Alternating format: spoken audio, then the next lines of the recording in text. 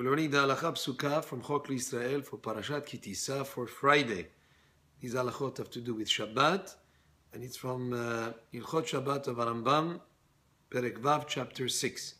Haposek im anochri livnot lo chatzero o kotlo.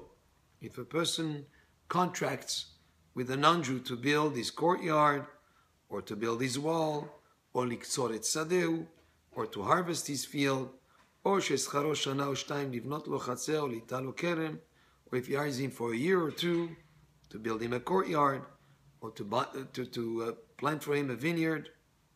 Im hayta melacha b'medina o betoch hatchum, if the work to be done was in town or within the Shabbat boundary. Shabbat boundary is about 1 kilometer out of town. That whole area is considered to be part of the city. It's like the boundary, even though you're outside of the city, up to about 1 kilometer, that would be considered to be still part of the city. And if it's within that boundary, asur lo lanichal la'asot b'Shabbat, you'll be forbidden to let the goy, the non-Jew, do the work on Shabbat, even though he's contracted him on his own time. And the reason of that for that is because the people who see him would not know that he's contracted with him on a project basis. They think maybe he hired them by the hour or by the day, and they're working for him on Shabbat. But if he was outside of the boundary of Shabbat, totally out of town, and nobody's there to see, typically, that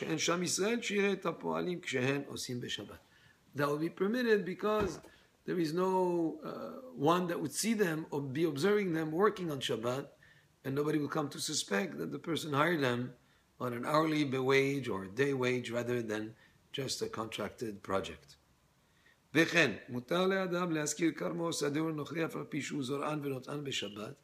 Also, you'll be allowed to rent out or to lease out your vineyard or a field to a non-Jew, even though the non-Jew is working that field, he's planting in that field, or he's sowing the field on Shabbat, because anybody would see them, would know that these fields are just leased, or be'arisut, or they're on a sharecropping arrangement, where the goy is working on his own behalf type of thing.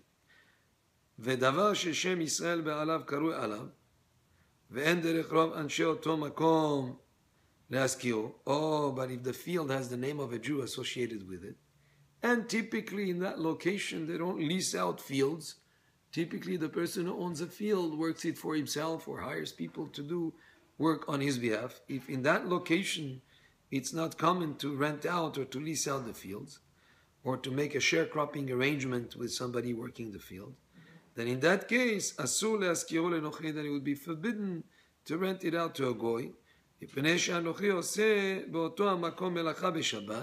because the non-Jew would be doing work in that place on Shabbat,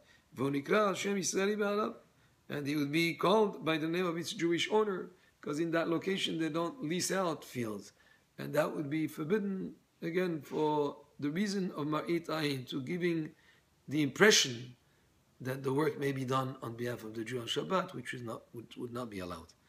These were halachot from Rambam, Hilkhot Shabbat.